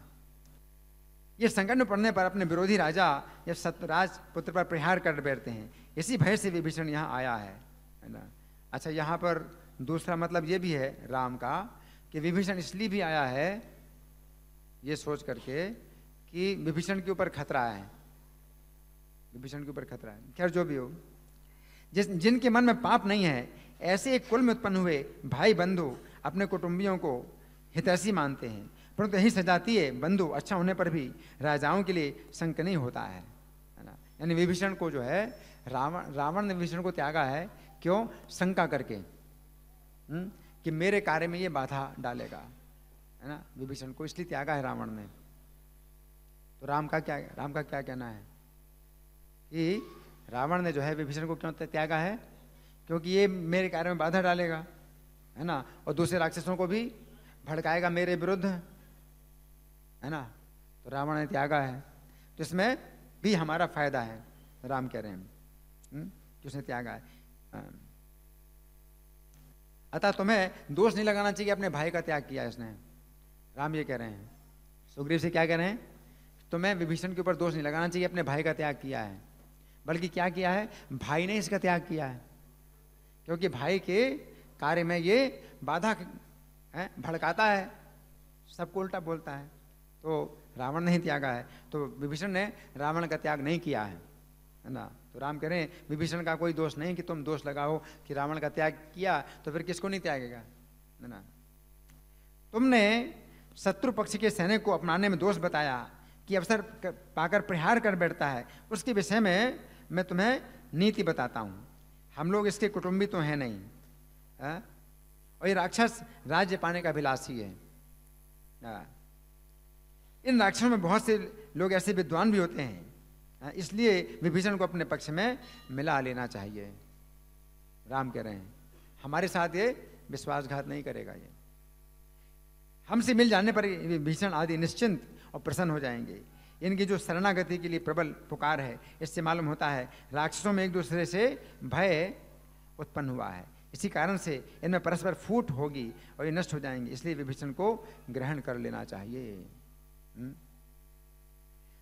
सुग्रीव, संसार में सब भाई भरत के ही समान नहीं होते हैं, संसार में सब भाई भरत के समान नहीं होते हैं, और बाप के सब बेटे मेरे जैसे नहीं होते हैं, बाप के सभी बेटे मेरे जैसे नहीं होते हैं। अरे वो, और सभी मित्र तुम्हारे समान नहीं होते हैं। न सर्वे भ्रातरस्तात भवन्ति भरतोपमां मद्विधा पितु पुत्रा स्थिरदो वा भवन विधा। श्री राम ने पिता के वचन का पालन करने के लिए पिता की प्रत्यक्ष आज्ञा के बिना ही उन्होंने वनवास स्वीकार कर लिया। दशरथ जी ने राम को आज्ञा नहीं दी थी, लेकिन चूंकि दशरथ जी ने वचन दिया था कैकेयी को कि तुम्हें मैं मोह मांगा वरदान दूंगा, तो राम ऐसे पुत्र हैं कि पिता के वचन की रक्षा के लिए उन्होंने जो है वनवास स्वीकार कर लिया। श्री राम के ऐसे कहने पर लक्ष्मण सहित सुग्रीव ने उठकर उन्हें प्रणाम किया, इस प्रकार कहा, श्री राम आप उस राक्षस को रावण का भेजा हुआ ही समझें, मैं तो उसे कैद कर लेना ठीक समझता हूँ। सुग्रीव का अच्छा अगर मारना नहीं है तो ना मारो, लेकिन बंदी तो बना लो, क्योंकि रावण ने भेजा है उसको, रावण ने भेजा है। श्री राम ये निशाचर रावण के कहने से मन में कुटिल विचार लेकर ही यहाँ आया है। जब हम लोग इस पर विश्वास करके इसकी ओर से निश्चिंत हो जाएंगे, उस समय आप पर, मुझ पर अथवा लक्ष्मण पर प्रहार कर सकता है। क्रूर रावण के भाई इस विभीषण का मंत्रियों सहित वध कर देना ही उचित है। अच्छा, वध ही कर दो, वध कर दो। तब श्री राम ने ऐसा कहकर सेनापति सुग्रीव को, श्री राम से ऐसा कहकर सेनापति सुग्रीव मौन हो गए। सुग्रीव का ये वचन सुनकर उस पर भली भांति विचार करके श्री राम ने सुग्रीव से ये वचन कहा, वानर राज, विभीषण दुष्ट हो या साधु, क्या ये निशाचर किसी तरह भी मेरा सूक्ष्म से सूक्ष्म भी अहित कर सकता है? अच्छा चलो मान लें कि दुष्ट है, तो क्या थोड़ा भी मेरा नुकसान कर सकता है ये? अब इस पर विचार करो, थोड़ा सा भी क्या नुकसान कर सकता है विभीषण? अगर मान लो ये दुष्ट ही है, मान लें, सदुष्टो वाप्य दुष्टो वा कि मे से रजनी चरह सूक्ष्मम अप्यहितम कर्तुम मम शक्तः कथंचन। सुग्रीव, यदि मैं चाहूं तो पृथ्वी पर जितने भी पिशाच, दानव, यक्ष, राक्षस हैं, उन सबको अंगुली के अग्रभाग से मार सकता हूं। अरे ओ पिशाचान दाढ्यमान यक्षान पृथिव्याम च राक्षसान अंगुलग्रेण तान हन्याम इच्छन हरि गणेश्वर। सुना जाता है, अब दूसरी बात भी सुनो। सुना जाता है कि एक कबूतर ने अपने शरण में आए हुए अपने शत्रु एक व्याध का आतिथ्य सत्कार किया था। उसे निमंत्रण देकर अपने शरीर का मांस भोजन दिया था, अपने शरीर के मांस का भोजन दिया था कबूतर ने। शरणागत धर्म, हरि बोल। तो शरणागति का ये धर्म है? क्या है कि एक कबूतर ने अपने शरण में आए हुए अपने ही शत्रु एक व्याध का यथोचित आतिथ्य सत्कार किया था, उसे निमंत्रण देकर अपने शरीर के मांस का भोजन कराया था। श्रुते ही कपोतेन शत्रु शरणम आगतः अर्चितश्चायथान्यायम स्वयं मांस निमंत्रितः। उस व्याध ने उस कबूतर की भार्या कबूतरी को पकड़ लिया था, तो भी अपने घर में आने पर कबूतर ने उसका आदर किया। उसकी कबूतरी, उसकी पत्नी को पकड़ लिया व्याध ने, लेकिन तो भी कबूतर ने उसका आदर किया। फिर मेरे जैसा मनुष्य, एक पक्षी ने जब इतना बड़ा धर्म का पालन किया, तो मैं तो मनुष्य हूं, फिर मेरे जैसा मनुष्य शरणागत पर कृपा करे, इसके लिए तो कहना ही क्या है। इतना कठिन धर्म होता है। सहिते सहितम प्रतिजग्राह भार्या हरतारम आगतम कपोतो वानर श्रेष्ठ किम पुनर्मद्विधो जनः। पूर्व काल में कंडु मुनि के पुत्र महर्षि कंडु ने एक धर्म विषयक गाथा सुनाई थी। यदि शत्रु भी शरण में आए और दीन भाव से हाथ जोड़कर दया की याचना करे, तो उस पर प्रहार नहीं करना चाहिए।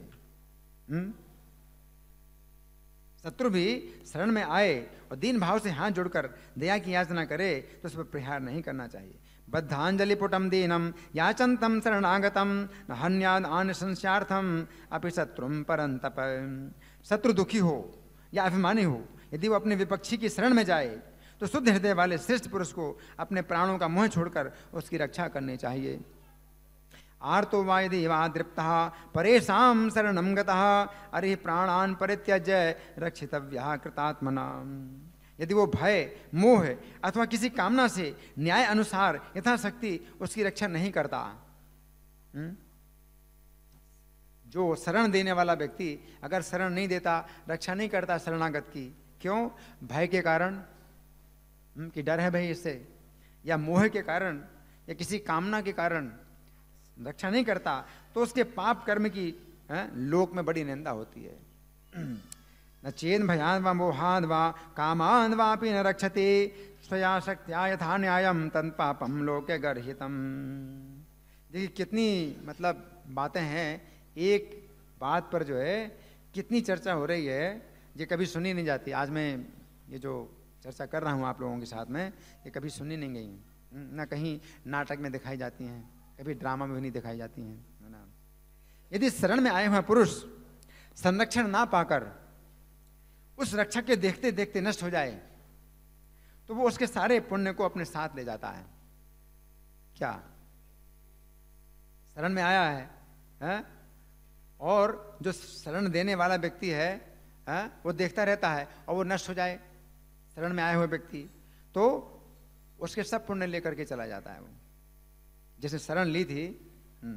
विनष्टः पश्यतस्तस्य रक्षिणः शरणं गतः आनाय सुकृतं तस्य सर्वं गच्छेद रक्षितः। इस प्रकार शरणागति रक्षा न करने में महान दोष बताया गया है। शरणागत का त्याग स्वर्ग और यश को मिटा देता है, मनुष्य के बल का नाश करता है।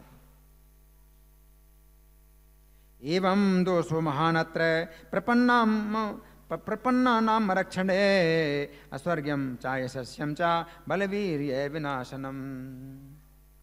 कौन कह रहे हैं? कौन कह रहे हैं? श्री राम।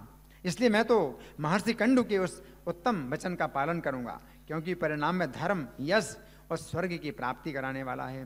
करिष्याम यथार्थम तो कंडोर वचनम उत्तमम धर्मिष्ठम चाय सस्यम चा स्वर्गम स्यात् तो फलोदये। जो एक बार भी शरण में आकर मैं तुम्हारा हूं ऐसा कहकर मुझसे रक्षा की प्रार्थना करता है, उसे मैं समस्त प्राणियों से अभय कर देता हूं। ये मेरा सदा के लिए व्रत है। सकृदेव प्रपन्नाय तवास्मीति च याचते अभयम सर्वभूतेभ्यो ददाम्ये तन्व्रतम मम। ये श्लोक काफी प्रसिद्ध है ना। अतः सुग्रीव वो विभीषण हो या स्वयं रावण आ गया हो, तुम उसे ले आओ, मैं उन्हें उसे अभय दान दे दिया है। आनयनम हरिश्रेष्ठ दत्तम मत्स्याभयम मया विभीषणो वा सुग्रीव यदि वा रावण स्वयं। अब यहाँ पर एक बहुत बड़ा प्रश्न उठता है। श्री राम क्या कह रहे हैं? रावण, अगर रावण भी हो तो भी मैंने अभय दे दिया है। अब इस पर तो विचार करना पड़ेगा, क्योंकि बहुत बड़ी विचार करने वाली बात हो गई। श्री राम क्या कह रहे हैं? अगर रावण भी हो तो भी मैंने उसको अभय दे दिया है, उसको ले आओ, है ना। तो विचार करने वाली बात है। और इस कारण से तो कई लोग तो ये बोल देते हैं कि हाँ ठीक है, अगर रावण शरण में आ जाए तो जो है राम उसको जो है कोई दंड नहीं देंगे और उसको लंका का राजा बना देंगे, या विभीषण को लंका का राजा बना दिया तो रावण को अयोध्या का राजा बना देंगे। बहुत सी बातें ऐसी बोली जाती हैं, है ना। ऐसा नहीं है, ऐसा नहीं है। अगर रावण शरण में आए, अगर रावण शरण में आए तो भी उसको लंका का राजा नहीं बनाया जाएगा। अयोध्या का राजा बनाने की तो बात तो बहुत दूर है, लंका का भी राजा नहीं बनाया जाएगा, है ना। और उसकी इच्छा के अनुसार भी कार्य नहीं किया जाएगा कि उसकी क्या इच्छा है उसके अनुसार कार्य किया जाए। ये जो शरणागत होता है तो वो शरण देने वाले की इच्छा के अनुसार कार्य करता है, कि नहीं? ऐसा थोड़ी है कि शरणागत की इच्छा के अनुसार शरण देने वाला कार्य करे। शरणागत जो है रक्षा अगर चाहता है, अपने जीवन की रक्षा चाहता है, तो फिर वो हर काम करने के लिए तैयार होता है जो आदेश मिले। अगर रावण आए, है ना, तो राम के आदेश के अनुसार ही जो है उसको कार्य करना होगा ना, है ना। ये थोड़ी है कि उन्हें मैं रावण कहे श्री राम मैं आपके शरण में आ गया हूँ, अब तो मेरी इच्छा है कि आप मुझे छोड़ दो, युद्ध ना करो, सीता जी को भी आप मत मांगो, मैं सीता जी को भी रखूंगा, लंका में राज्य भी करूंगा, है ना। क्या ये मतलब होता है शरण में आने का? शरण में आने का मतलब होता है कि अब केवल प्राण छोड़ करके बाकी आप जो चाहो सब ले लो, सब कुछ आपके अधीन है, केवल प्राणों की रक्षा मेरी कर दो और बाकी जो कुछ भी आपको करना है वैसा करो, है ना, जैसे रखना है वैसे रखो। तो ये विधि तो ये होती है ना शरणागत की, है ना। तो ये समझना पड़ेगा, है ना।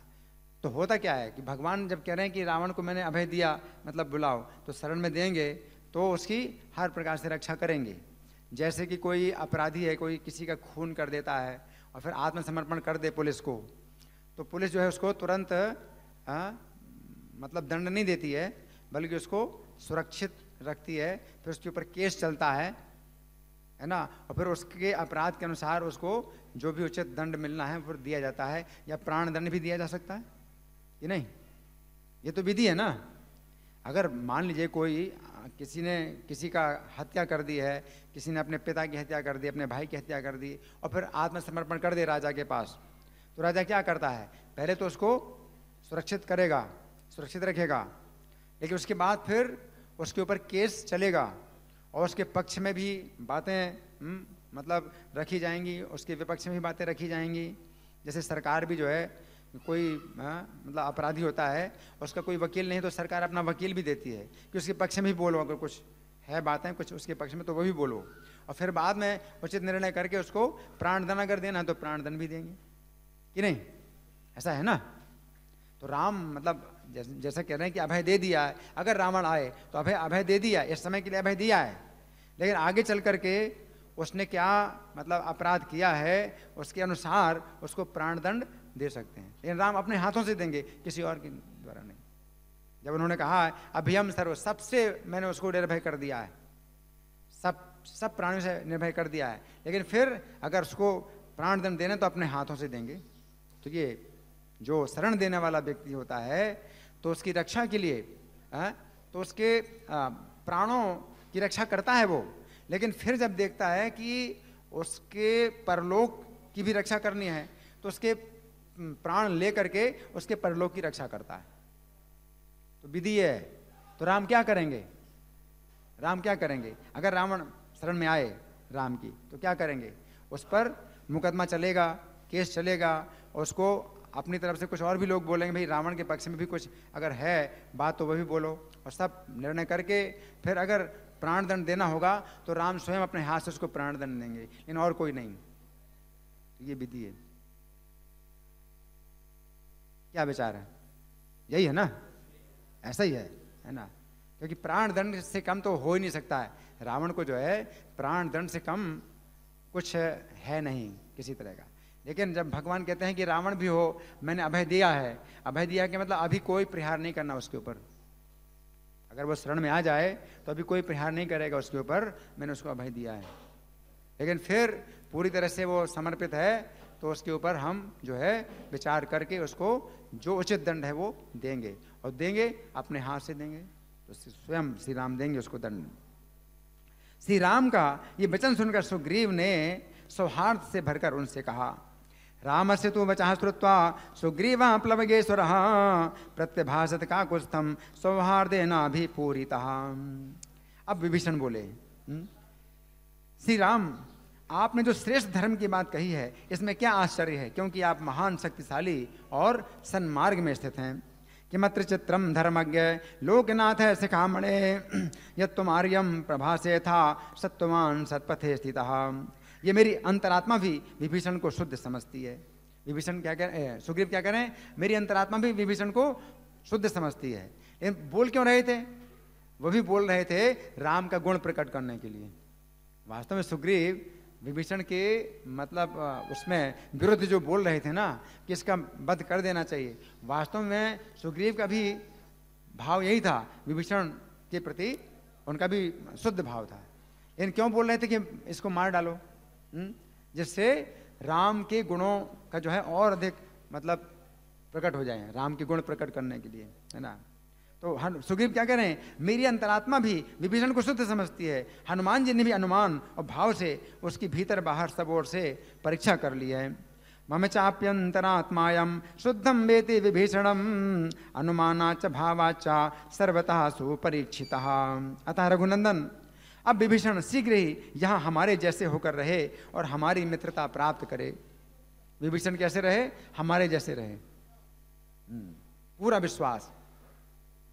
तस्मात् क्षिप्रम साहस्माभिः तुल्यो भवतु राघव विभीषणो महाप्राज्ञः सख्यत्वं चाभ्युपैति नः। तब वानरराज सुग्रीव की कही हुई वो बात सुनकर श्री राम शीघ्र आगे बढ़कर विभीषण से मिले, मानो देवराज इंद्र पक्षीराज गरुड़ से मिल रहे हों। ततस्तु सुग्रीव वचो निशम्यतन हरीश्वरेणाभिहितं नरेश्वरः विभीषणेनासु जगाम संगमं पतत्रिराजेन यथा पुरंदरः। यहाँ पर जो तुलना की गई है वो इंद्र और गरुड़ की। तो इंद्र जैसे इंद्र गरुड़ से मिले हैं ऐसे श्री राम विभीषण से मिल रहे हैं। तो इंद्र और गरुड़ की तुलना, तो इंद्र की तुलना किससे की गई है, इंद्र की तुलना की गई राम से, और गरुड़ की तुलना की गई विभीषण से। क्यों, विभीषण आकाश में स्थित हैं, है ना, तो गरुड़ की तरह हैं, विभीषण गरुड़ की तरह हैं, और राम जो है पृथ्वी में स्थित हैं तो इंद्र की तरह हैं। तो जैसे गरुड़ इंद्र से मिले, है ना, तो गरुड़ का भी इंद्र से जो है मतलब संधि हुई थी, वो एक अलग घटना है ना। तो इस तरह से जो है राम जो है विभीषण के साथ में मिलते हैं। तो कथा तो बहुत मतलब कोई अंत ही नहीं है कथा का, है ना। लेकिन अभी तैयारी हो रही है अभिषेक की, है? तो आप लोगों की ओर से कोई प्रश्न है कुछ, तो हम कुछ थोड़ा प्रश्न ले सकते हैं। और 10:30 बजे अभिषेक होगा, तो अभी 9:45 बजा है। तो आप लोगों की ओर से कोई प्रश्न या कोई चर्चा? हाँ, आपका प्रश्न, हाँ बोलिए बोलिए, जोर से बोलो, जोर से। माइक है? जल्दी से दे दो, जल्दी से पहुंचा दो माइक। माइक चालू किया है? चालू है माइक? बोलिए। कृष्णा प्रभु जी। हाँ, बहुत बहुत अच्छा लेक्चर था। जोर से बोलो, जोर से। बहुत अच्छा लेक्चर था, थैंक यू फॉर दैट। जो मैं क्वेश्चन पूछने जा रहा हूँ, वैसे मेरा लेवल तो नहीं है वो क्वेश्चन पूछने का, but still if you consider me for answering this, please answer कि आपने ये जो लेक्चर का टॉपिक चूज़ किया है, तो कैसे चूज़ किया? मतलब मैंने कैसे, यही टॉपिक, इतने सारे रामायण के इतने सारे टॉपिक्स हैं, तो मैंने ऐसे ही देखा, खोल करके कुछ प्रसंग चल रहा था, तो मैंने विचार किया कि आज जो है चूँकि राम का जन्मदिन है, तो राम जो है कैसे विचार करते हैं, कैसा व्यवहार करते हैं, और अपने भक्तों के साथ, अपने सेवकों के साथ कितना आदर करते हैं, कितना सम्मान करते हैं। तो राम के जो है अनंत गुण हैं, उनमें से एक गुण ये भी है जिस पर कभी विचार नहीं हुआ। ठीक है, इसलिए। और कोई? हाँ, प्रद्युम्न प्रिया। हरि बोल, हरि बोल। हरे कृष्ण। हरे कृष्ण प्रभु जी, आपने एक बात बताई इसमें कि भगवान राम बोल रहे हैं कि कोई शरणार्थी आता है तो मैं उसको शरण में दूंगा, ये धर्म है, और इससे स्वर्ग प्राप्ति की बात भी आपने कही।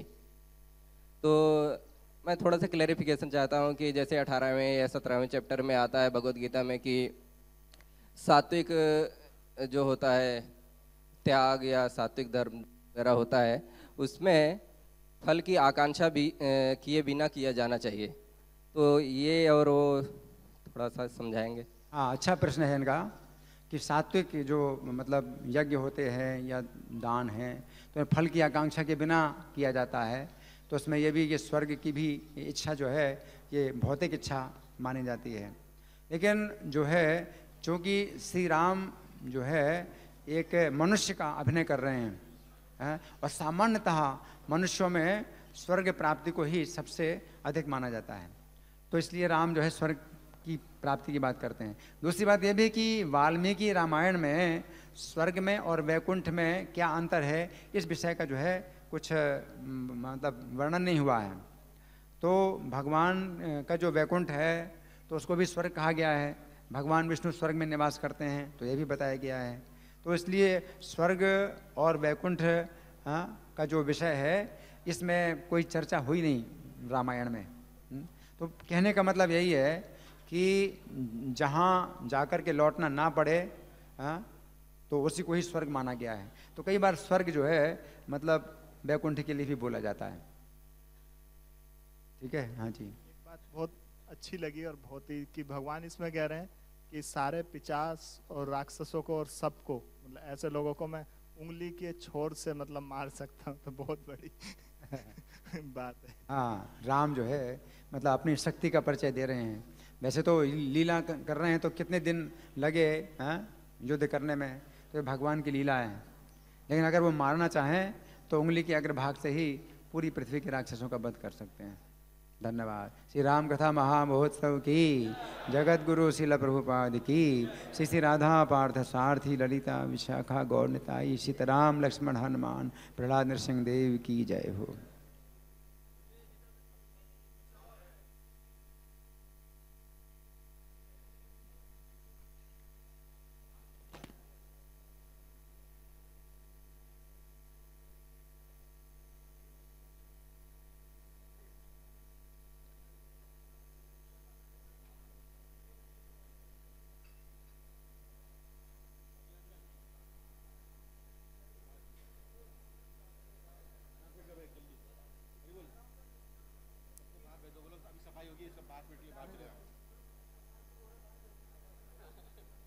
हरे कृष्णा।